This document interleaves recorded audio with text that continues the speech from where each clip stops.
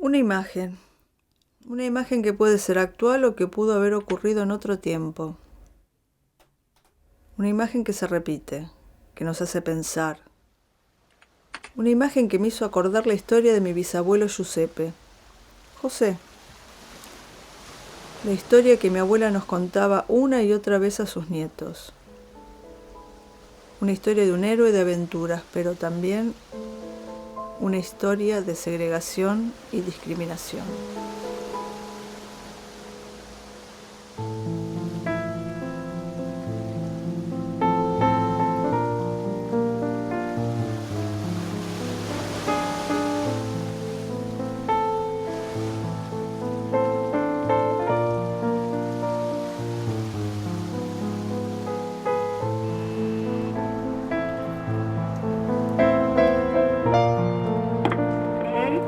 Gladys, tía.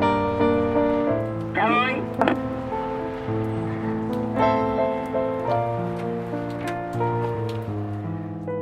Mi tía Margarita, la única que lo conoció, Correría un poquito más la luz para la única que puede ayudarme a reconstruir su historia. Aquella, sí. pero hay que ponerle una alarma. José fue el único abuelo que conocí. Giuseppe Taurizano. Me contaron que José nació en Italia, en Brienza, provincia de Potenza, cuando Italia no estaba unificada y estaba en guerra. Como muchos paisanos, pensó en partir a hacerse la América. Tenía 18 años, quería dejar de vivir en la pobreza y la miseria.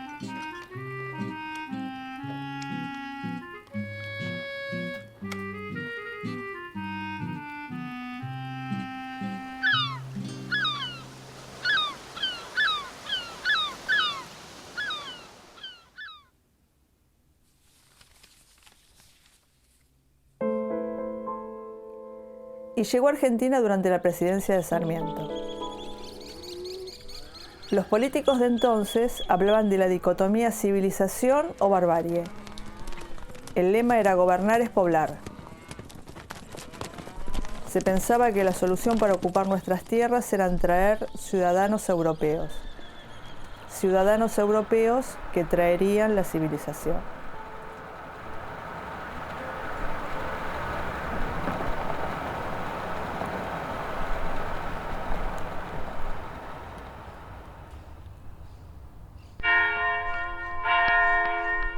José había dejado atrás su paese, su valle de Brienza, su casa rodeada de colinas. Llegó a América y tuvo que adaptarse rápidamente a ese paisaje plano, donde veía la línea del horizonte. Lo pienso y lo veo solo, sintiéndose indudablemente desprotegido.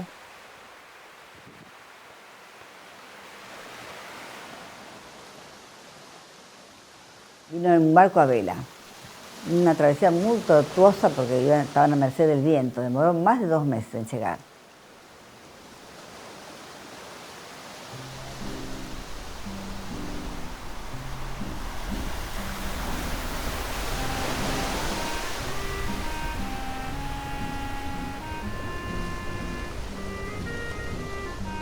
Había partido del puerto de Nápoles viajando en tercera, todos amuchados. Tenían que turnarse para dormir. Era analfabeto. Al llegar le dieron un papel que firmó de la única manera que podía, con una cruz. Les decía que al llegar con una mano atrás y otra adelante, como llegaban casi todos los inmigrantes, la primera vivienda que tuvo fue muy precaria.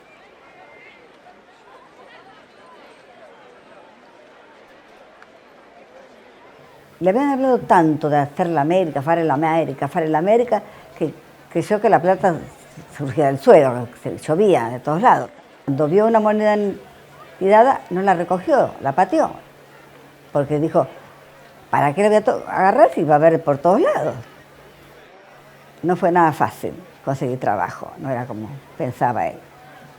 Se empleó en lo que pudo, Changarín, el puerto, los mercados, hacía el trabajo que salía.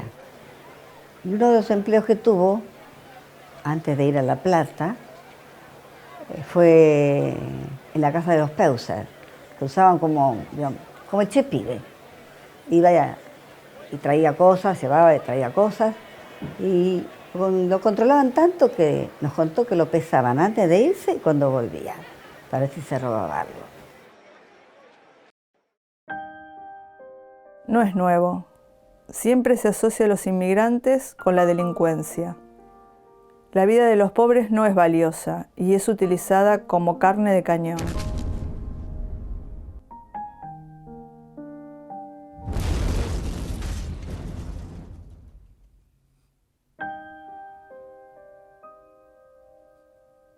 En 1870 finaliza la Guerra de la Triple Alianza, donde los argentinos, los uruguayos y los brasileros nos embarcamos en una guerra absurda contra el Paraguay. El regreso de los soldados desató en Buenos Aires la epidemia de fiebre amarilla, que provocó la muerte del 10% de la población, principalmente de los negros y de los inmigrantes que estaban llegando. No alcanzó el cementerio del norte para enterrar a los muertos. Se creó el del oeste, el de la Chacarita. José fue uno de los voluntarios que levantó de la calle los cadáveres, los llevaba a los carros o los apilaba en las esquinas donde se les prendía fuego. Los inmigrantes fueron culpados de ocasionar la peste. Comenzó a desatarse una brutal xenofobia contra ellos. La fisonomía de Buenos Aires había cambiado. La clase más adinerada abandonó el sur de la ciudad y se instaló en el norte. En el sur quedaron los pobres, los negros y los inmigrantes. Estos serían la mano de obra necesaria para la construcción que a partir de ese momento sería intensa.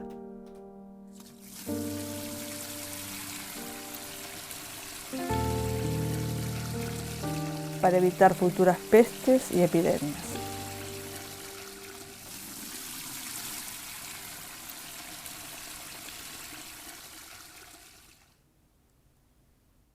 Le hablaron de lugares donde se podía conseguir mejor sueldo, mejor quincena, mejor dinero, que era en la construcción, como albañil, pero no tenía herramientas, entonces no podía hacerlo.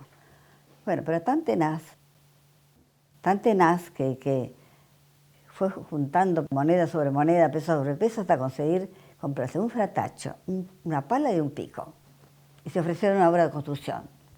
Lo tomaron. Así empezó su oficio de albañil, peón de albañil. Fue su oficio de toda la vida.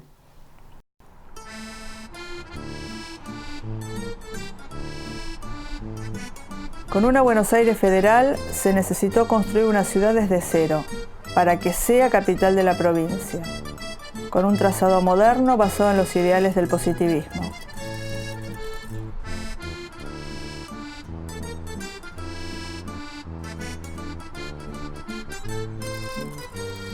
José vio la oportunidad de ganar dinero yendo a trabajar ahí, y cantando se fue a La Plata, a construir la nueva capital. Vamos a La Plata, la nueva capital. Se trabaja mucho con muy poco jornal. Tuvo cuando se construyó la piedra fundamental de La Plata, cosa que a la familia nos da mucho orgullo. La piedra fundacional de la ciudad la cimentaron 4 obreros. Uno de ellos se lastimó la mano y manchó con sangre los ladrillos. Era sangre de trabajo, no de rencillas, porque era un lugar de paz, no de guerra. Esta es la fotografía tomada el día de la colocación de la piedra fundamental. En ella no hay políticos.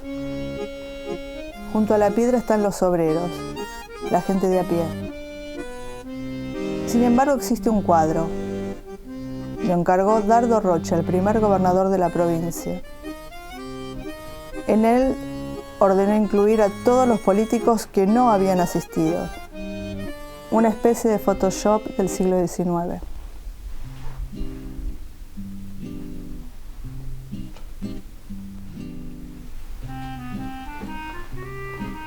José también participó de la construcción de la Casa de Rocha y de la Catedral.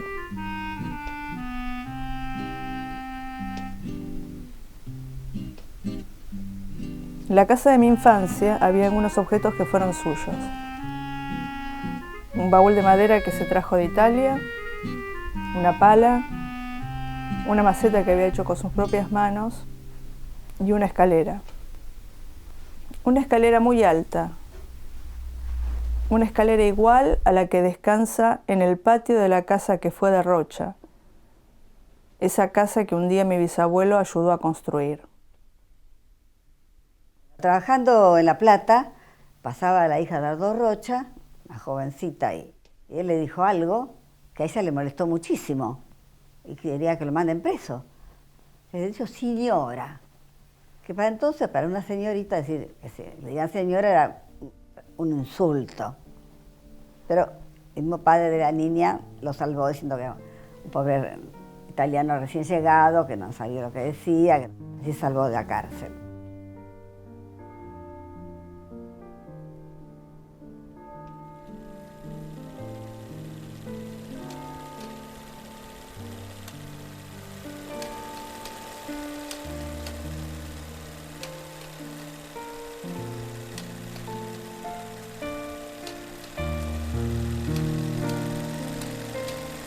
Esos inmigrantes, que para Dardo Rocha no sabían lo que decían, fueron capaces de construir su casa en tan solo 40 días. Fueron capaces de construir una ciudad entera desde la nada.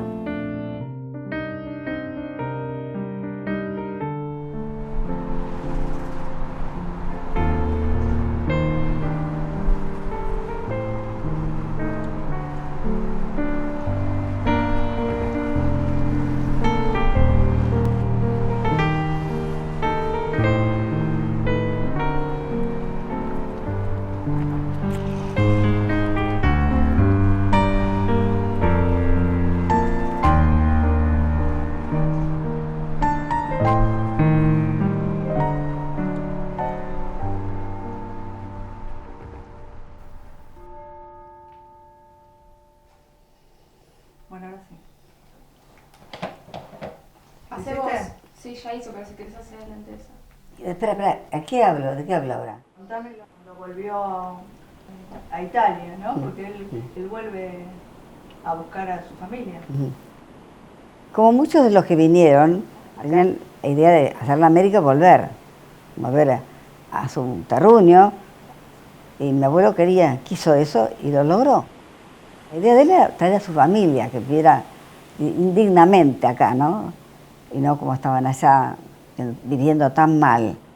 Pero le fue muy mal, porque fue rechazado por todo el pueblo, especialmente por el hermano, que no le dejó siquiera quedarse en la casa. Le gritaban fuori, americano, fuori, fuori. Y no tuvo más remedio que regresar a la Argentina. José era discriminado en su tierra. No era de allá, pero tampoco era de acá. A su regreso a América, tuvo que enfrentarse a la discriminación que en esa época, 1890, sufrían especialmente los inmigrantes italianos. Los italianos que vinieron no eran el tipo de población con la que Sarmiento había soñado. No servían para lavar la sangre. Se implementó entonces una inmigración selectiva. El Estado argentino pagaría los pasajes de todos los inmigrantes, excepto a los italianos, porque se los vinculaba con la criminalidad, como si estuvieran marcados genéticamente, como si los llevaran en la sangre. La economía argentina atravesaba momentos de crisis. La burbuja financiera que había alimentado el progreso argentino estallaba. La construcción de la ciudad de La Plata había sido posible gracias a una fuerte especulación financiera y a un insólito endeudamiento. Faltaba pan y faltaba trabajo. Mientras tanto, después de repartir las tierras ganadas por el genocidio que fue la llamada Campaña del Desierto, Julio Argentino Roca era premiado con la presidencia de la Nación nuevamente.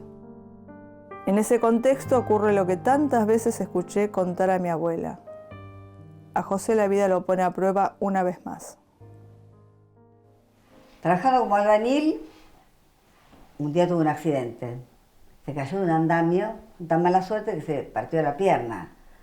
Y se infectó y bueno, decidieron cortársela.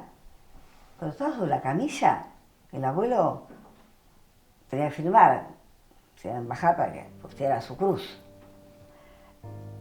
Y cuando bajó de la camilla, empujó al doctor y se escapó.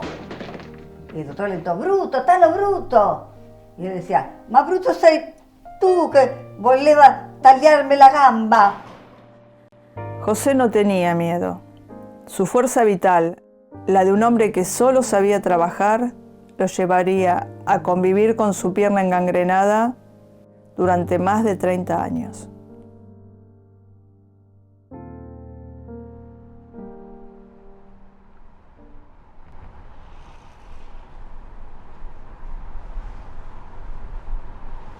Estaba inválido. Para él La Plata se está convirtiendo en una ciudad sin posibilidades. Vendió todo lo que tenía, cruzó el riachuelo y volvió a Buenos Aires. De ahí se decidió a casarse, a 50 años.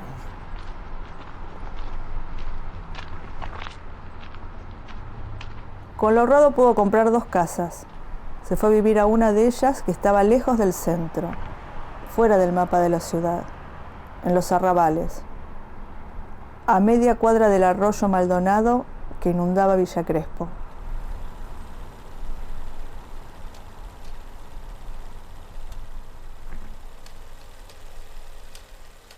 Buenos Aires era ahora una ciudad industrial, con fábricas manufactureras. Los obreros, en su mayoría inmigrantes, trabajaban entre 10 y 12 horas diarias. Trabajaban todos, hombres, mujeres y niños. Ellos necesitaban vivir cerca del lugar de trabajo. Se ahorraban el costo del transporte y también tenían más tiempo para descansar después de las largas jornadas. El barrio se fue poblando de conventillos. Eran viviendas que compartían muchas personas. Cada familia tenía una pieza donde se dormía y se cocinaba.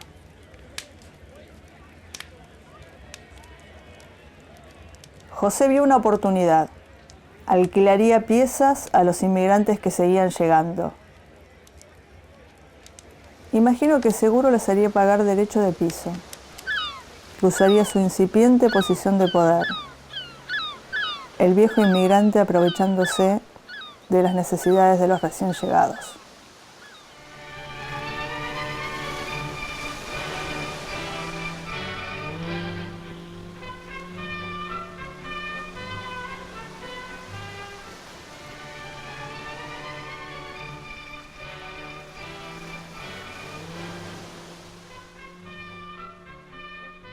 Buenos Aires se preparaba para recibir la mayor oleada inmigratoria de su historia.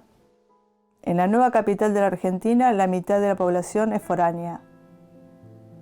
Llegaban de todas partes del mundo, como siempre escapando del horror de la guerra, pero también escapando de persecuciones políticas.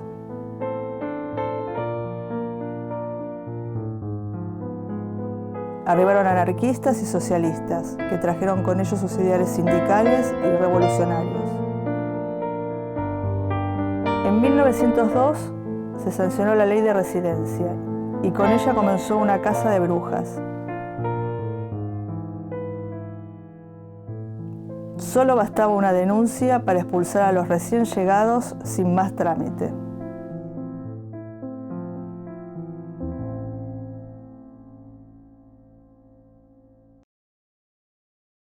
El abuelo hablaba como casi todos los italianos de ese momento, cocoliche.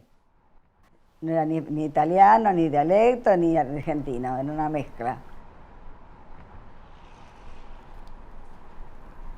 A partir de la diversidad inmigratoria surge la necesidad de crear un ser nacional, que nos amalgame. La escuela pública será la encargada de transmitir una tradición de héroes nacionales, canciones y poesías alegóricas. Se busca reafirmar la identidad nacional y el patriotismo, pero reivindicando la hispanidad católica. Ahora se pondera la figura del gaucho como representante de la argentinidad. Con motivo de las celebraciones por el primer centenario de la patria, recibimos la visita de la infanta Isabel de España. Se construyen monumentos públicos en homenaje a las distintas colectividades que habitan nuestro suelo. Pocos años más tarde, se instaura el 12 de octubre como el Día de la Raza.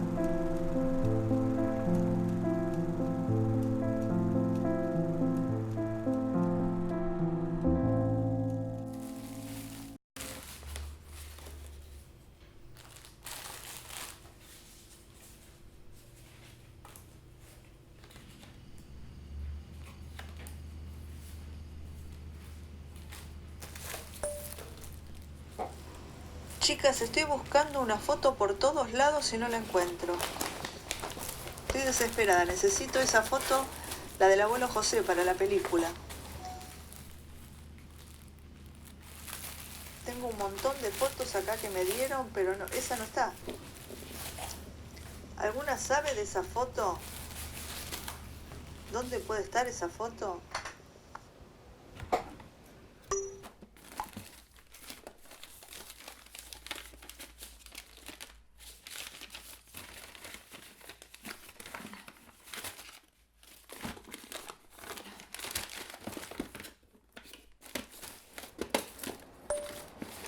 Hola tía, sí, la abuela me contaba del abuelo José y me había dicho que había una foto, pero nunca me la pudo mostrar, así que nunca la vi.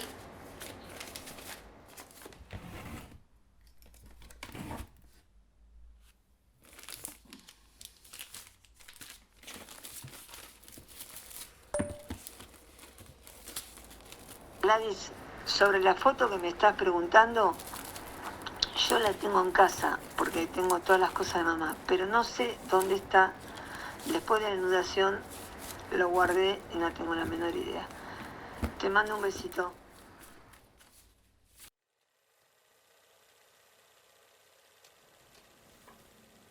...1914...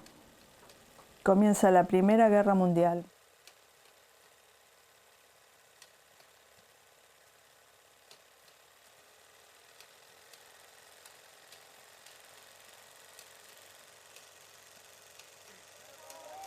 El germen traído por los inmigrantes creció dando paso a la sanción de la Ley Sáenz-Peña. A partir de ahora el voto será universal, secreto y obligatorio.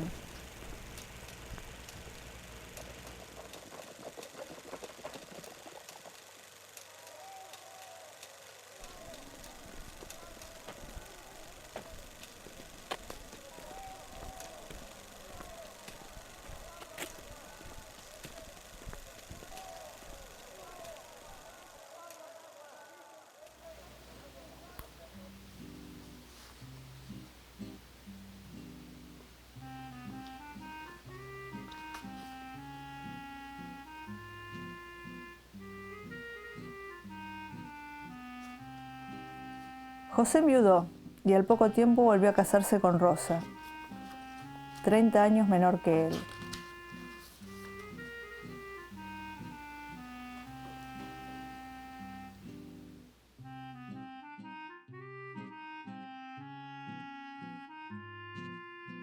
Con ella tendría su única hija, mi abuela Luisa Victoria. Le puso Luisa por la madre y Victoria por su hermano. A pesar de todo, no los había podido olvidar.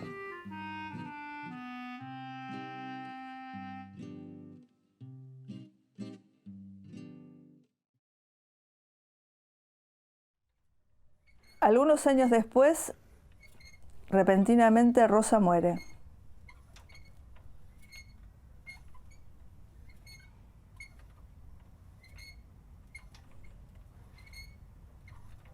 José enviuda por segunda vez.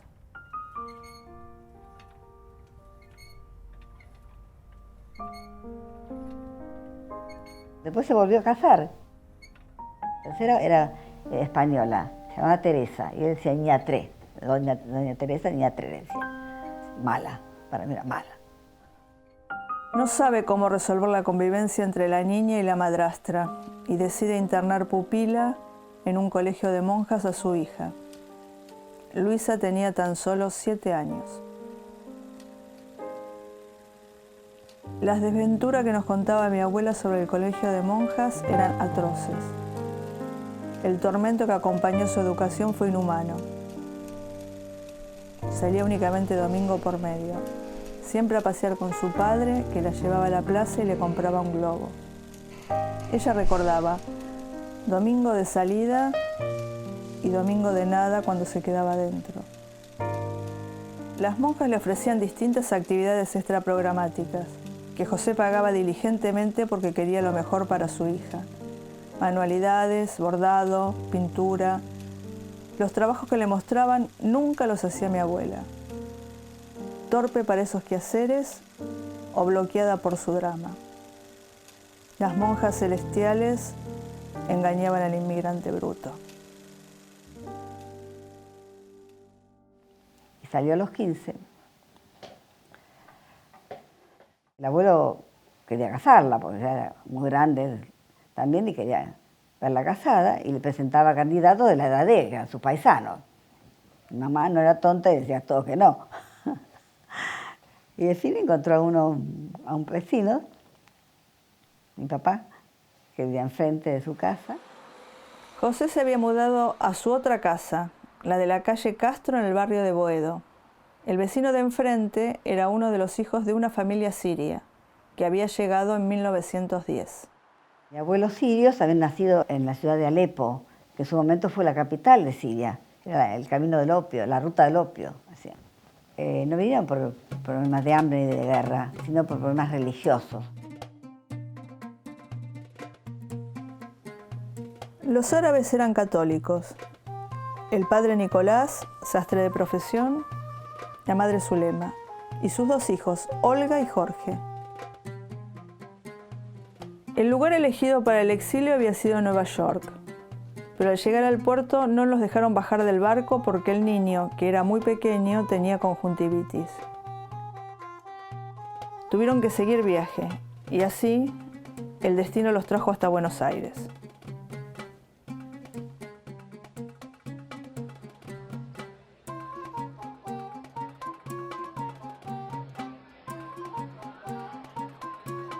En esa época llegaban al puerto unos 3 barcos por semana.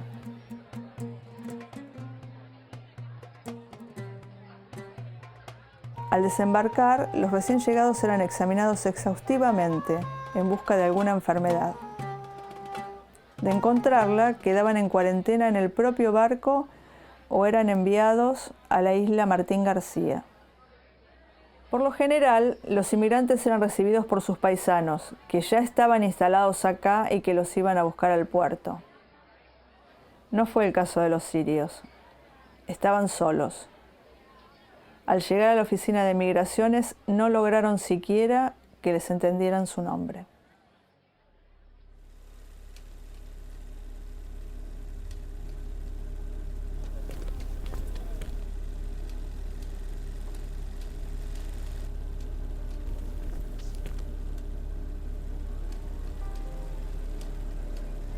La alta sociedad porteña estaba orgullosa del flamante hotel de inmigrantes.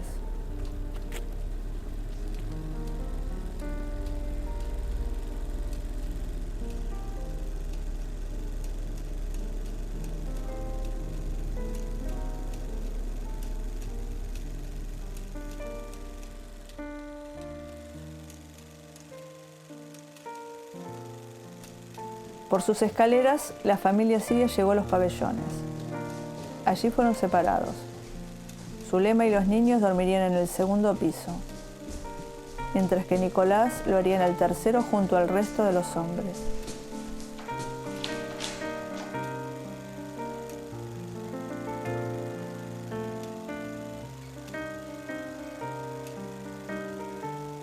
En el hotel convivieron con gente de distintas partes del mundo. Estuvieron allí durante 5 días, hasta que consiguieron trabajo y un lugar donde instalarse.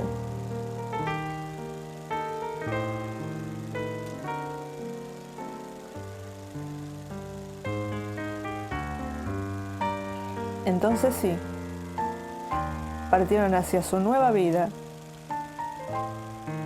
la que habían venido a buscar aquí.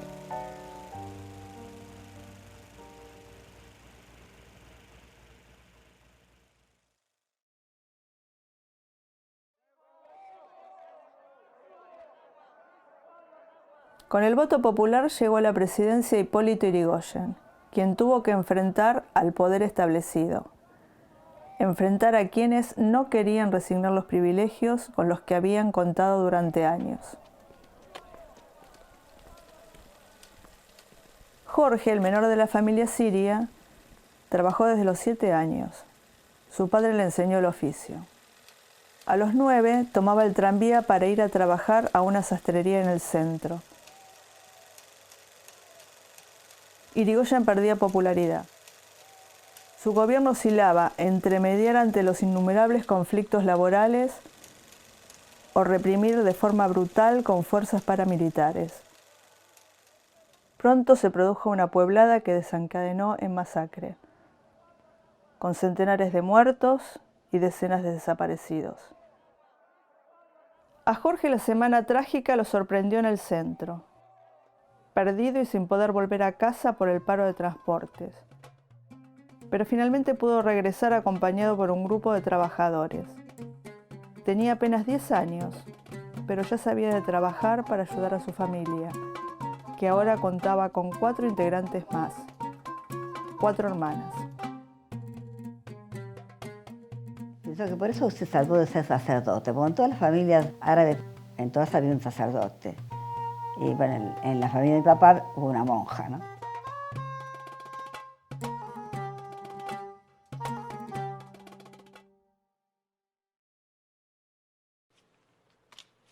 El segundo mandato de Yrigoyen terminó abruptamente con un golpe de Estado, el primero de muchos que iban a sucederse a lo largo de nuestra historia.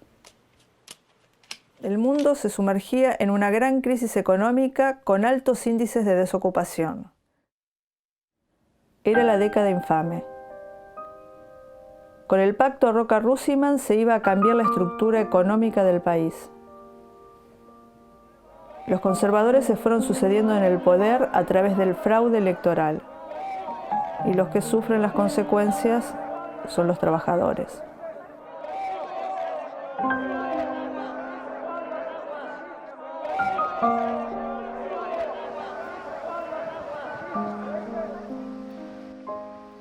Jorge le propuso casamiento a Luisa. Se casaron en la iglesia de la Santa Cruz. Un año después, en la pieza que ocupaba la joven pareja en el conventillo de la calle Castro, nacería mi mamá.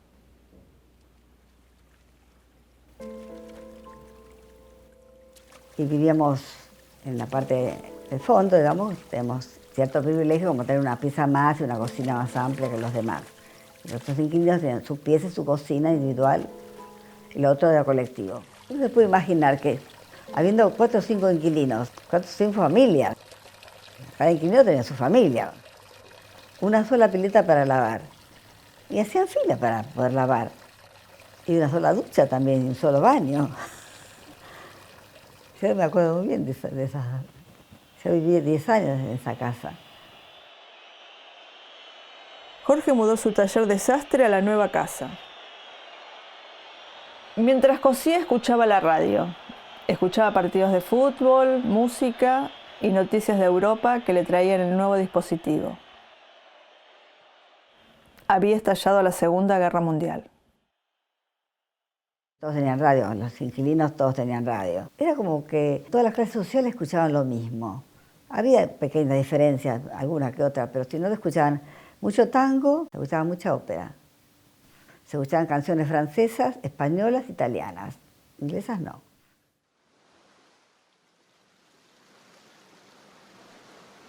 José había luchado toda su vida contra la pobreza. Y de viejo también era un tema que lo preocupaba. Y el abuelo era de mal carácter, se engatzaba, se enojaba mucho. Con el bastón, porque tenía esa pierna defectuosa, blandiéndolo y gritando, ¡Manacha Marconi, Manacha Marconi! Pues según él, Marconi había inventado la radio, y la radio que usaban los inquilinos daban gastos a él, ¿no? La luz. Así que maldecía Marconi por eso.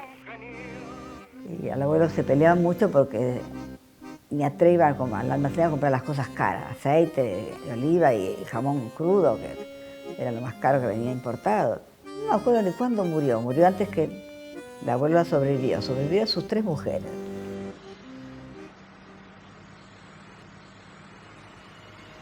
Los hijos de inmigrantes fueron moldeando un ser nacional. Ellos eran los nuevos argentinos. Era momento entonces de construir un ícono que los representara a ellos y especialmente a Buenos Aires.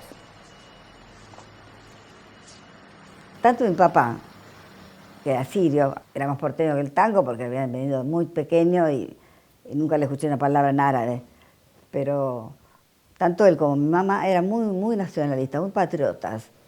Querían mucho a todos los símbolos patrios y las fiestas y todo lo que tenía que ver con la Argentina.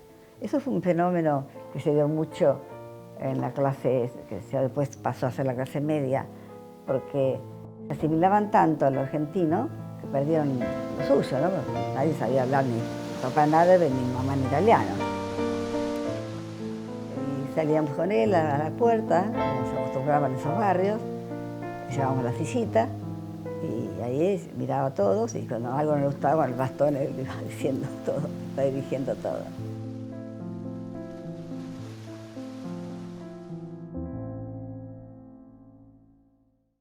Para la década del 40 ingresan al país oleadas de inmigrantes corridos por el hambre, trayendo imágenes y relatos del horror de la guerra. En Argentina, Perón llega al poder aclamado por multitudes. Los nuevos argentinos, hijos de inmigrantes, comienzan a olvidar sus orígenes y se burlan de aquellos que vienen a Buenos Aires desde el interior del país. Los llaman despectivamente cabecitas negras.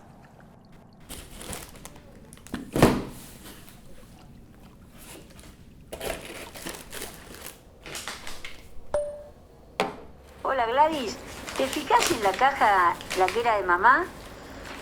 A ver si hay alguna foto, porque yo acá no tengo nada. No me quedó nada del abuelo José.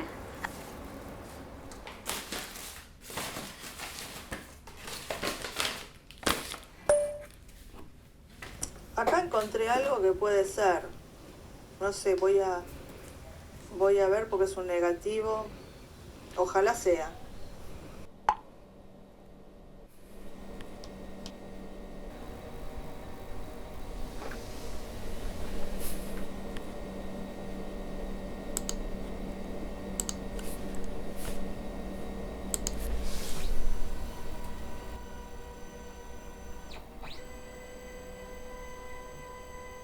A mi abuelo José lo recuerdo siempre subiendo la escalera con el bastón, con esa pierna negra, tenía toda la pierna negra, que sobrevivió hasta los 96 años, con esa aparente gangrena.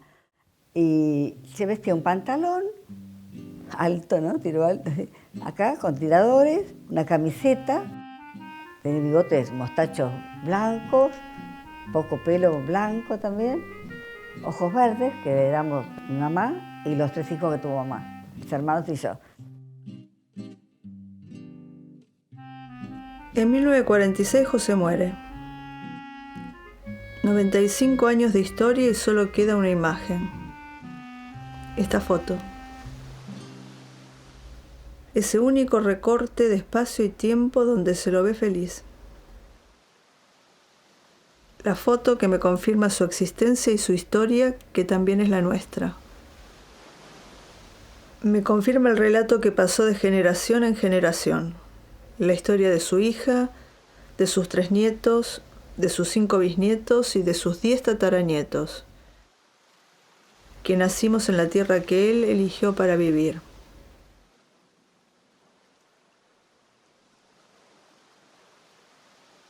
Miro otra vez esta foto. Siento que lo conozco. Lo reconozco en todos los que siguen llegando, que soportan día a día la segregación y la estigmatización por parte nuestra. La mía también.